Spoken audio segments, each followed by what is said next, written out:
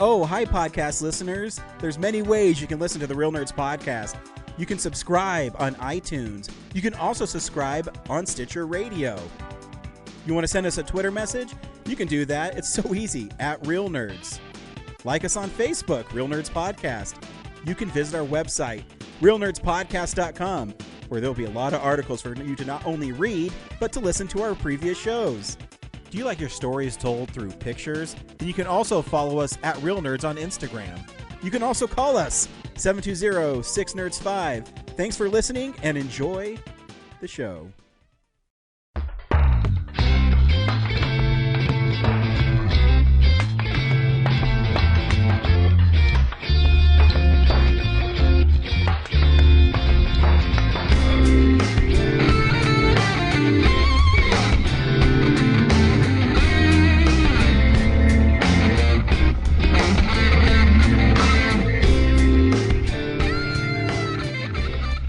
Welcome to Real Nerds Podcast live at Denver FanExpo, and I cannot believe I have this guest with me. Ming Chen is with us today. What's up, everybody? What's up, my real nerds? Yeah. What's going on? It's an honor being here, for sure. Thanks. I'm Ryan. I told you before we sat down, I actually have a funny story. For 7 years, on Sunday nights, my wife and I would sit down, watch The Walking Dead, Talking Dead, then Comic Book Men. So yesterday when I told her that you were going to stop by and record with us, she couldn't believe it. Well, she better believe it now, because this is the Ming Chen here on the Real Nerds Podcast. And, and thank you for watching the show, by the way. Oh, no. People are like, you're on at midnight. Who's going to watch that? I'm like, well, people who love pop culture, The Walking Dead, or stoners who stay up late. That primarily made up our audience, our million per episode strong audience. And it was pretty flattering, because I remember Kevin, when this all started, Kevin sends me a text like, "Hey, this is gonna sound really weird, but they're thinking about shooting a reality show inside of the comic book shop." I'm like, "Oh, that'd be cool. Shop looks great. Yeah, you're an icon. You love comics. That's awesome." He's like, "No, you don't get it. They want you and the other guys on there too." Excuse me, Walt, Brian, Mike. I'm like, who the hell would watch that? A bunch of knuckleheads. We argue about the dumbest things. We're old. Yeah. We're barely, no one would watch that. They don't put guys like us on TV. I just thought he was really high. Yeah. Kevin, you may know, smokes a lot of marijuana, smokes a lot of weed. He would love Denver. So I just chalked up that to him being really high. Lo and behold, this crew comes in one day. They shoot a pilot episode. Somebody, AMC watches the pilot, and he's like, "Dude, they're gonna 6 episodes. You're gonna be on TV." I'm like, "Get out of here!" It was so weird, and I remember when they announced that, and we shot the pilot, but it was the pilot episode was kind of like they didn't really know what they wanted. So there were parts where they were like, "Just say this. Like, we're trying to shape this. Just say this." I was like, "I wouldn't say it like that." They're like, "Just say it for the purposes of the pilot." And they're like, "I'm like, okay." So it seemed weird, and then when it got picked up, I was like, "Well, now it's all you. There's, we're not gonna, you guys got to be you now." And I remember there was about a month of uncertainty. I was like, I'm not a TV guy. I don't want to be on reality TV. I'm not that guy. I was thinking in my head, it was like, what if this doesn't work? Like, are they, could they be like, could they let me go from the show? I was very insecure about it, and Walt was like, "Bro, what are you so worried about? We need you. You're going to be the guy that we make fun of, like in real life. You're the guy that we put upon stuff and annoy, and you're the guy who's going to, you're just the guy that's going to do all the stuff that we don't want to, and people are going to relate to that. It's like, we need you. You can't." Yeah. We need you. There's no way they're going to tell you. I just thought it was going to suck, though. No, but see, when I watched that show, and I mean, Brad can attest, we all know that person in our clique. Yeah. So when you're a nerd like we are, we always have the guy that gets ribbed on. Yep. We always have the guy who loves. But when you take that away from it, you go, you're relatable, because whether it's G.I. Joes or building the aircraft carrier or whatever, you go, those are the toys that I always wanted when I was a kid too. And then they walk into this store and they go, they have to buy it. Like, they can't just leave without it. Right. It's funny that the first season, we knew no one really knew what they were doing, so we didn't have like a budget to buy stuff per se. Mm-hmm. And Walt only buys stuff that will sell, that he knows he can turn around and sell for more. If you watch that first season, he doesn't buy anything. No. He does not buy anything because he doesn't think he could sell it. And then by the second season, he's like, listen, dude, settle down, calm down. We're going to give you a budget to buy stuff. So you can be a little more freewheeling. Yeah. Be Walt. Be stingy. Yeah. You're still running a secondary market business where things live and die by profits and, you buying stuff low enough that you can sell for higher. But relax, bro. Like, you can't. Because the executives at AMC were like, why don't these guys never buy anything? It's like, this Walt guy is like really cheap. It's like, yeah, but how many new comic stores do you see opening in 2014 to 2021? Yeah, you have to. That's how it works. You but buy dude, low and you sell it for higher. You see, like, it's so fun when you watch the show because I watched it obviously when it came out, and now it's streaming on Amazon Prime, so I binge it all the time. That's cool. No matter how many times I watch it, and I just laugh because I see my friends in it. Oh yeah, and like Walt, I go, oh yeah, I have a friend just like that where he loves things and. The passion, I think, is why it resonated and stayed on the air so long. Yeah, I didn't realize that. I really thought, like, who's going to watch four middle-aged idiots arguing about, the force, flux capacitors, ectoplasm, all this. And what I didn't realize that, they're at every dead-end job, every office, every whatever, car wash, donut shop, whatever, there are four people arguing about the same things. And especially now in 2021 or whatever, these are things that people just sit on board. They're trying to kill time, and this is what they're arguing about. So I love that. I just didn't realize that at the time. I thought it was just us. And does it trip you out now that you see how big pop culture is? Because when I was younger, I'm 40 now, but when I was younger and I collected Spider-Man and I collected the trading cards, or I would get the the G.I. Joes and all that stuff, and everyone would say, why do you collect that stuff? And now you sit back and you go, wow, this kind of blows my mind. I love it because I think we're about the same age. When we were younger, people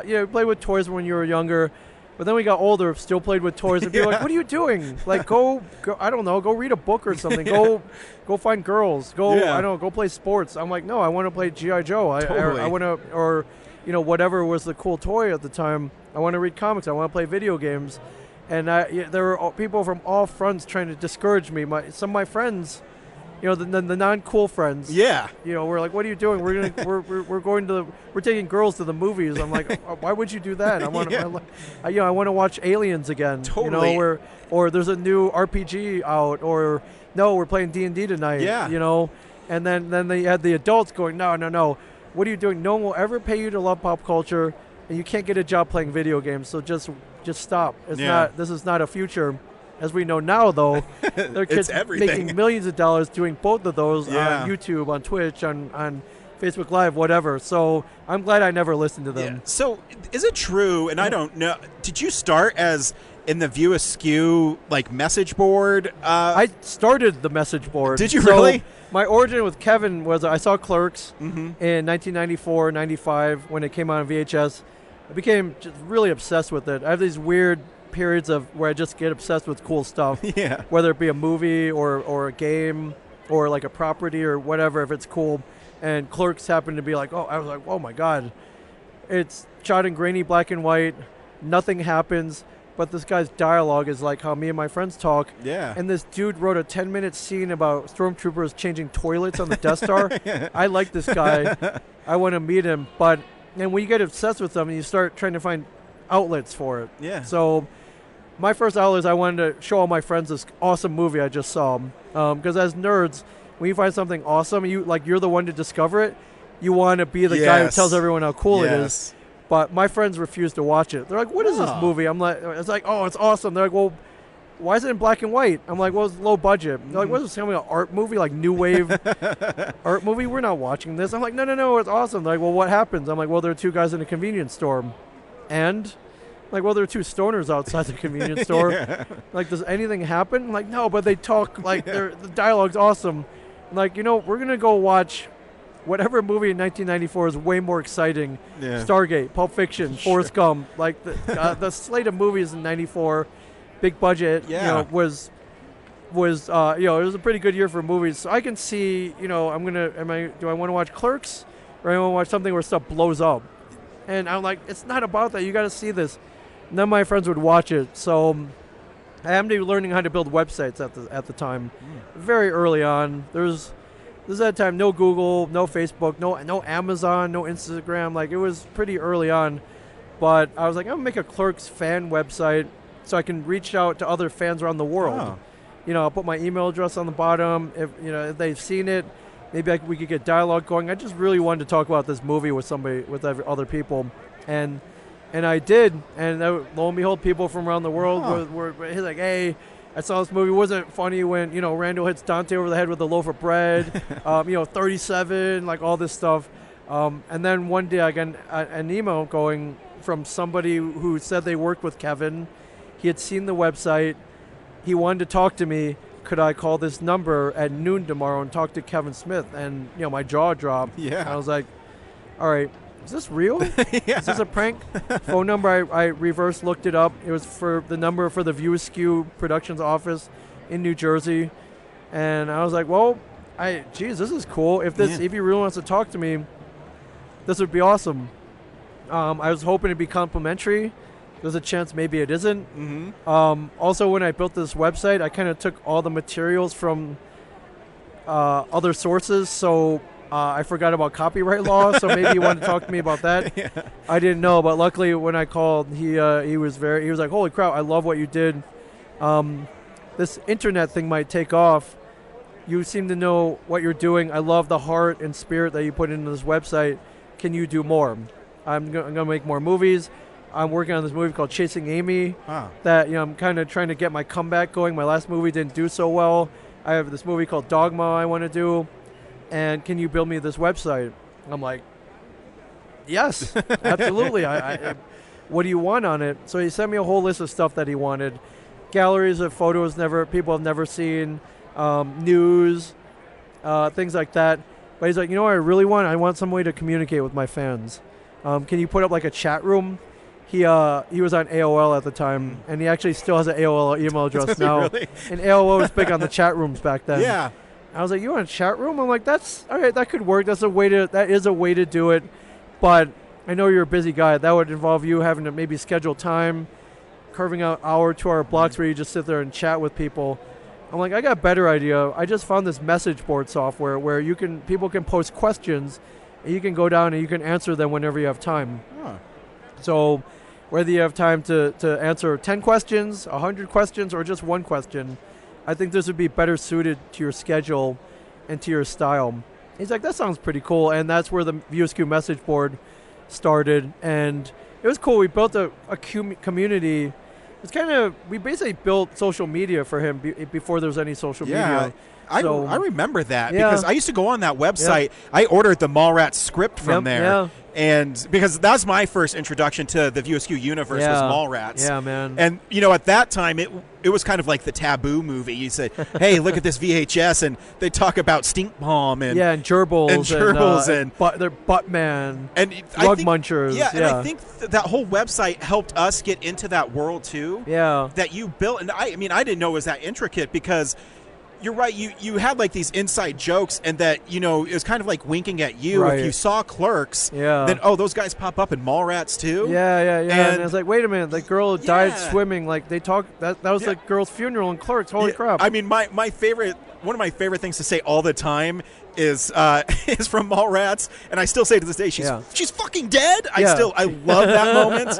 And I just think it's cool because it really brought TS's line. They're talking to Brandy right in the beginning. Everybody together, and I think that's what it comes back to. You guys on Comic Book Men is why it's so relatable and it lasted so long, is because I've said it. We relate to you so much, and it's like a peek into the world, but. Even though you guys are on TV or, Kevin makes movies, it feels like it's us. Yeah. Like, it speaks to us. I mean, we are you guys, man. We are these weird fanboys. And I'm the guy who loves everything, and I love adventure. There's always that guy, the grump. He hates everything. Mm-hmm. He's always making fun of everything that everybody else likes. And, he thinks he's better than everybody else. You got the guy who got real weird quirks. You got the knowledge guy who's always spotting now. Yeah, it's great. Yeah. Before I was in my career, I am now. I worked in a restaurant, and I used to do those crazy things like your sidewalk sell, or just random things. I'm like, man, I'm the Ming when I was back then, because I'd be like, hey, come in, and if you buy this bloomin' onion, you get a free beer. Yeah, and I'd have a spinning wheel, and then no one would do it. Right, and then they would make fun of me all the time because we didn't sell anything. I'm like, idiots! If you would have helped me out and helped me market and got into it like I did, it would have been awesome. But so I just related so much. That's cool, man. Somebody's got to try, man. Yeah, you got to try. Always, no matter how wacky the idea is, just try it. No skin off your back. Yeah. And I'm going to bring it full circle because you also do something else that you're on my podcast. But you also have a shared universe or shared cast. Shared universe, I opened up as a post. After we got canceled, we were just kind of like, well, what now? What now? And Kevin has always been like, hey, what do you love doing? Try to turn that into, expand on it. Turn it into a career, make it bigger. Try to find a way to do it every day. So because it's something you love and you look forward to it. So I ended up, me and Mike teamed up. We opened up a podcast studio called The Shared Universe, where we help people launch and record podcasts. So we teach classes, we go to schools, we do corporate events, we've live streamed a wedding. Wow. We've done all kinds of crazy stuff, man. And and it worked out because we realized, everyone, I think now especially, everyone wants a podcast. This is an accessible medium to reach other people. Like if you can talk, you can podcast. Yeah. And so the only barrier to entry is gear, little technology, and we're like, you know what? I've tried to help people fix their computers. They do not want to mess with microphones, cables, mixing boards, recorders. I do. I love that stuff. So why don't I take care of that? And the technology to get at least on Apple and Spotify, there's a little learning curve. You got to look it up. You got to do some work. Yeah. Most people can barely post a photo on Facebook, so let's take care of that part too. Let's make a cool environment where people just come in with their guests or co-hosts, record an episode every week. We take care of the rest, and then and then make them excited about it. Make them be like, "Hey, first of all, you have a podcast now. You're cool," and then keep bringing, keep recording, keep at it. You'll grow an audience. Who knows where it goes from there? You could be Joe Rogan. You could be Mark Maron. You could be, whatever. But you got to start. So and I don't know if there's anything else like that because I was looking at the website and you actually have it where there's a sound engineer they can use. Oh, yeah. And, I mean, we started almost 11 years ago. And that was like the infancy, because we got the idea, obviously, from Kevin. Yeah. Because he just would talk about whatever. Yeah, but it was tough, man. Like, we lost episodes. We had corrupt files, all that stuff, and you just had to learn. I'm like, you know what? Why don't I just pass on all the stuff that we learned in the last 11, 10 years, just pass it on to our clients so they don't have to make these mistakes. And I think we've done a pretty good job at it. So that's awesome. Yeah. And, first, above all that, it's fun. Oh, yeah. It's fun, man. And then we just, it all goes kind of back to the clerks. And when you find something awesome and fun, you want everyone else to have that much fun, too. So I think we're pretty good. We've been pretty good at accomplishing that goal. Yeah, now I just want to take it worldwide, man. Nice. No, that's awesome. And it's such a cool service because, I think the tech part of it's hard to get over. I'm fortunate that I have a producer who will do it for me. Because when I do it, it's like, I don't know what I'm doing. Right. And it's, it's daunting, audio levels and cables and splitters and all kinds of stuff. It's daunting, but once you get it down, it's fun. It's fun. I don't love lugging gear on in particular. And so you guys got 3 huge bins here, but it's fun. You're sitting and breaking down. Nobody sees that part. No, nobody appreciates that part. I appreciate it, though. Oh, we appreciate that. Yeah. Because. And it's funny because this con, we didn't even know if we would be here. Yeah. We've done it every year. And then they emailed us 2 weeks ago and said, hey, we need you here. Can you do panels and be here? Yeah. Okay, yeah, sure. That's the cool part. Yeah. Now that we're known as podcasters, cons will be like, well, you're a podcaster. We're built-in moderators for panels. Like, it doesn't even matter if we don't know what's going on or what the panel's about. We've been kind of trained through the years to keep a good flow going, to command a direction while we're talking, to throw stuff to the audience to get feedback.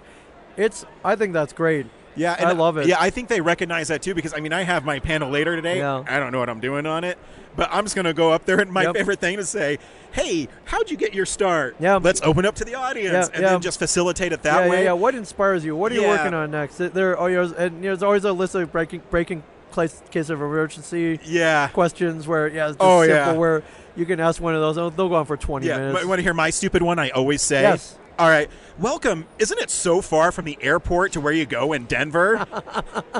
And it is. It is. And it is. And they'll tell some story about how, some mishap that happened on the way to the airport. Exactly. And it's great. So there is an art to being on the podcast, but once you get comfortable with talking to people, I think you can talk to anybody. Yeah. And and that's why it's so cool that that's what you do, because even if someone is a little unsure, they can go to your studio and like, hey, relax. We got this. Yeah. You be you. Just talk. If something happens, we can edit it out like it never happened. It's the perfect format for, even if you're unsure of yourself, you get it right away. But I'm like, this is not rocket science. Have you ever had a conversation with someone? Great, that's a podcast. Exactly. Right. And I know the tech guy hates it, but I'll talk and it's like, hey, man, you need to edit that out. That was horrible. Yeah. And he's like, we'll leave a space so I know where it's at. Yeah. But that's why the tech people, and if you take that away and you let them just be themselves, I think that's you've done a lot. Is that, you think, the biggest hurdle for people is the technology to put it out there? Oh, yeah, for sure. I mean, it's become easier and easier, but it's not to the point where it's like, okay, I recorded, press a button, it's on iTunes already. You got to do work. There's some work involved, and that's what keeps us in business partially. So Heck yeah. And I love it. I like editing. If you're not editing like 40 things out, it's not so bad. Yeah. So like most of our podcasts are conversational, just like we're doing right now.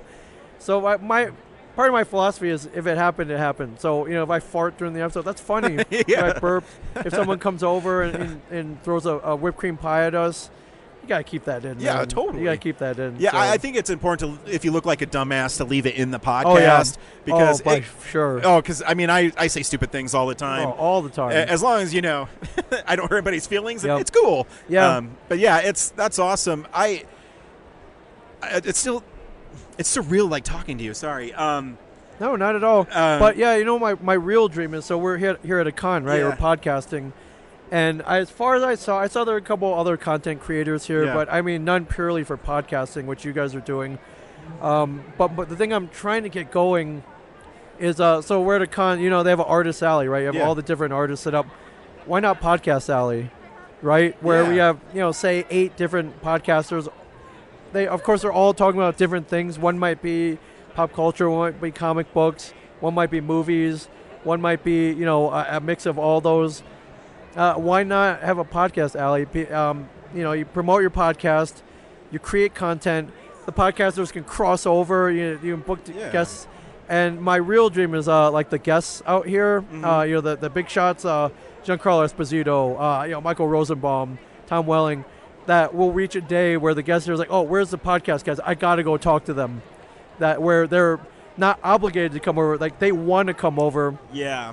Podcast, promote their thing. Maybe they want to borrow your setup to record their own show. Yeah. I think we're at that point where a podcast alley would make just as much sense at a Comic-Con as an artist alley, for sure. That's a great idea, because, one of the things we always struggle with is, do we approach these people and say, hey, we've been fortunate that we've been at cons where some of them would say, we'll sit down with you, like you, so thank you. Oh, yeah. So sometimes celebrities do sit down with us just randomly. Yeah, I've seen 2 schools of thought on that. One, they get it because they probably either, a lot of these guys have their own podcasts. Michael Rosenbaum, got Inside of You. Giancarlo Esposito, I was at a table with him not that long ago, and he said he wanted to start a podcast. I gave him my number. I'm like, dude, I will send you gear. I'll help you out. Here's my number. And he was very open to it. He was like, we're going to be we'll talk. Nice. Which is cool. Yeah. And can you imagine, I know. It's Moff Gideon or Gus Fring with his own podcast? Like, that's awesome. That is. Carolina Ravassa, voice actress from Overwatch, she does Twitch streaming. She interviews people. That's a podcast. So a lot of them get it. Some of the other ones, right, they haven't warmed up to it. And I've heard some other celebrities going, no podcasters. I don't want to talk to some BS podcast. I'm like, okay, well, we don't want to talk to you either then. Yeah. No, I agree. Yeah. It's because it is. Don't look down on us, man, and because you're being short-sighted. I agree because I think, and I mean, I'll toot our own horn. Like, we haven't missed a week in almost 11 years. Every week we have a new show. That's awesome. But we also have way more episodes, whether it's interviews or that. And I think if people would just, look at us and say, oh, yeah, they are a podcast and they put a lot of content out, it would reach other people. And, you're right. Some celebrities like, cool, totally. Yep. Just like you say, yeah, I'll sit down and talk to you. No problem. Yep. And then you get the other ones that they go, if I have time, and then you go, okay, I won't see you later. It's fine too. I'm not asking for half an hour. Give me 3 minutes. Give me 5 minutes. We just want to, I feel everybody wins. You get to promote your project, plus you get to promote your that you're at the con. Yeah. And then we get some content, which helps our show. Like, there's no reason why you can't give like 2 minutes for it. And if it's if you want money, I'll pay for it. And I'll pay for an interview with whoever's Zach Quinto for 3 minutes or 5 minutes. I think that's something else that we could start. It's like, okay, if you want financial incentive, I would pay $50 for a 5-minute interview with Zach Quinto. Like, come on. Just sit down. We're cool. I have candy. We have candy. Yeah, exactly. Totally. Yeah. Is there anything else you're doing in Denver? Or are you just staying this and then bouncing? I mean, I've knocked out a lot. So when I go to these cons, there's the Comic-Con, right? So you meet people, you buy stuff, and then but after hours is what I really live for. So you guys from Denver? Or are you guys from here? So Denver's got an inordinate amount of awesome dive bars. Yes. And dive bars, I feel, they're a wretched hive of scum and villainy, but you get great stories in there, man. And I have the greatest time in them, man. As I meet the bartenders are usually pretty grizzled, but they got great stories. Yeah. And if you befriend them, they'll start throwing you extra shots or whatever. Yeah. Usually they have great music, and and the clientele though. You got stories. They'll hang out. They're very open to talking to you. They're they'll tell you about all the weird stuff going on in their lives. It's so much fun. So I found a couple here already that I've already been to. Nice. I love food, so I've been to some cool restaurants already. Nice. And on the flip side from the dive bars, I love like craft cocktails. So I went to Williams and Graham last night. You know, the premier speakeasy in Denver. Oh yeah. And I made it go to a couple other tonight. I have tickets for Meow Wolf tonight. Cool. Which is I've been to the one in Santa Fe. It's one of the coolest things I've ever seen. Yeah. So when they start expanding them to other cities and they finally finish them, I'm like, I got to go to all of them. So you're really absorbing Denver. I love it. Oh, yeah, for sure. I do this in every city I visit. But Denver's special, man. I think Denver, I probably need like a solid 4 or 5 days to actually explore everything. Yeah. But, I went to Biker Jim's Gourmet Hot Dogs, which is amazing. If you haven't been, it's a hot dog place with like wild game. Like where you can get rattlesnake hot dogs, get like elk hot dogs, or you can get a real regular all beef hot dog. Yeah, what's the fun in that? Really great food, no BS. Pay for, sit down, eat it. Great stuff, man. So these are the kind of things I'm trying to find. Awesome. Is this your first time in Denver? This is my second time in Denver. Second time. I did a show here about 5 years ago. It was a Walking Dead convention. Was not in this glorious space here. Is that like some kind of rodeo complex? The Western Complex. Yes, we're at the Western Complex. Yeah. Smelled a little bit like manure. It does. There was one arena. It was all dirt. Had a dirt floor for the bull riding or whatever. It was a very interesting venue, but it was cool. Yeah, we're in January. That's when we have the National Western Stock Show. Oh, okay. And it's huge. Yeah. So you were in the corral. Yeah, the corral. We were in the corral for sure. Ming, thanks for stopping by. Dude, absolutely, I can't believe it. It's kind of awesome. Yeah, I walked by, I saw the mics. I was like, so we're recording or what? And here we are. So thank you. Awesome. And if we can need to find you and get on a shared universe and stuff like that. Oh, yeah, Shared Universe. You can find us at ashareduniverse.com. The name A Shared Universe is twofold. One, Shared Universe is a comic book reference where, Spider-Man might pop up in Metropolis, help out Superman, or, Doctor Doom, even the villains will go and, work with like Darkseid or their JLA versus the Avengers or whatever. So, that's cool in our world. But as with podcasting, people are podcasting about anything from real estate law to rap music to sports, and we welcome all those universes. We want everyone to share those in our studio. So that's at ashareduniverse.com, at A Shared Universe across all social media. And you can find me personally at Ming Chen 37, MINGCHEN 37. 37, of course, is the reference to the number from Clerks. If you don't know what it is, go watch Clerks. And you're row? In a row? Yeah, exactly. So I'm not a hard guy to find. And then, I got multiple podcasts. So Perfect. Well, thanks for being on. Absolutely, I appreciate it. Thank you. Absolutely. And thank you, Real Podcast, my friends. You got my it. favorite podcast in the world. Yeah. Real Nerds, my friend. The Real Nerds Podcast. Live it, love it, listen to it, subscribe to it, and just get on the train, man. Get into that. Get into the nerddom with the Real Nerds Podcast. Yeah.